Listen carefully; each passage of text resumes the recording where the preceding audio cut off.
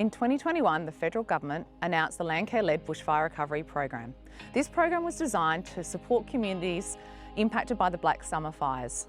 This included Kangaroo Island.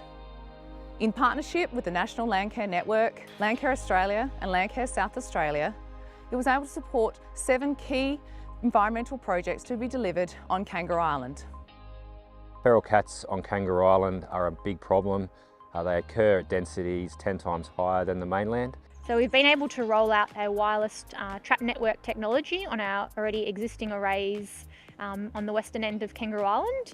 As the average feral cat walks, the felixer will recognise that it is a feral cat, and it will then eject a lethal amount of toxin.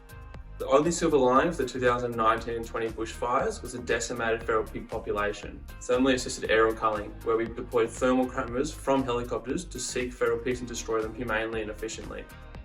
Unfortunately, there wasn't a lot of data that had been collected on lots of our birds, including some of the more secretive or cryptic species before the fire.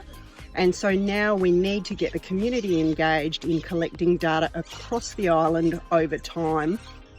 It was really a fantastic moment when we found the assassin spider, which after sort of a couple of months of surveys, that site that we know the spider's in is now vitally important. So we have deployed 761 nest boxes across the island on 13 properties, many of which were burnt in the 2020 fires.